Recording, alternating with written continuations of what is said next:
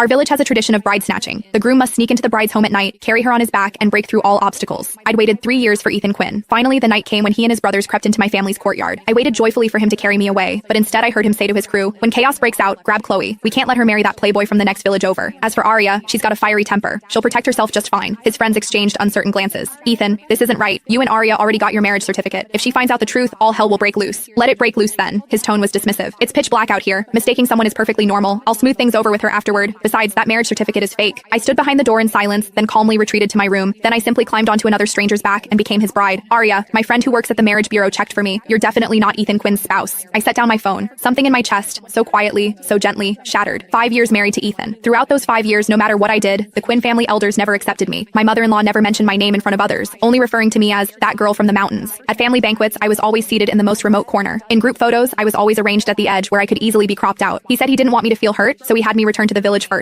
He said he'd wait until he completed our village's bride snatching ritual, followed all the proper procedures, then bring me back legitimately. I obediently returned. Though we spent little time together, to outsiders we seemed loving and harmonious enough, but I'd waited 3 years for him, saved up 3 years worth of things to say, longed for this night for 3 years. Yet he came for another woman. He'd fooled me with a fake certificate for 3 years, all just so I wouldn't discover the person he truly wanted to capture was my stepsister Chloe. I looked at the woman in the mirror, expressionless, neither joyful nor sorrowful. Soon, commotion erupted in the courtyard. The bride snatching had begun. People were shouting, "They're here! They're here!" Someone laughed. Footsteps pounded past in chaos. Someone deliberately blocked the path. The firelight painted half the sky red. The excitement belonged to them. The excitement was for Chloe. The other group consisted of people from the neighboring village who'd come for the capture. They'd originally come to capture Chloe. According to tradition, if a girl was unwilling, she could hide away early and let them make a wasted trip. But Chloe didn't hide. She'd been waiting in her room all along, waiting to be carried away. And the person she was waiting for was my husband. The room I was in wasn't my usual one. It was Chloe's. That afternoon, my stepmother had called me over, held my hand, and spoke with rare gentleness. "Arya, tonight during the capture, you stay in Chloe's room. Your room is too quiet. The capture group won't find it easily. Those thugs coming for Chloe are troublemakers. You've always been tough since childhood, can take a beating. Not like Chloe with her delicate constitution. If she got hurt by accident, it would be terrible." I said nothing. I knew what she meant. According to village tradition, during bride snatchings, the groom's brothers would charge in first to seize the bride. The woman had to resist, struggle, fight desperately to prevent being carried away. This was called blocking the door. The harder you blocked, the fiercer you fought, the more precious the girl was considered. The harder the groom's side had to fight to carry her away. Those punches and shoves would land on you for real. My stepmother sighed, acting as though sharing her deepest thoughts. She studied my expression, testing the waters. "Besides, Ethan's from the city. He's not familiar with our customs. If you stay in this room by the entrance, he won't have to search the whole courtyard." Back then, wanting to make things easier for Ethan, I'd agreed. I'd even sent him a message with my room's location. But who knew? They'd been planning this switch all along. Outside, a louder commotion suddenly erupted. Someone shouted, "Got her! Got the bride!" People laughed, people cheered, firecrackers crackled and popped. I listened but didn't move. I knew who they'd captured. I could even picture the scene. Ethan carrying Chloe on his back, stumbling through the crowd. His brothers flanking them protectively. Someone deliberately blocking their path. People throwing things. Chloe burying her face against his back, pretending to struggle a few times. How wonderful. I lowered my eyes, refusing to look. Before long, my room door burst open. A group of people surged into the darkness. Their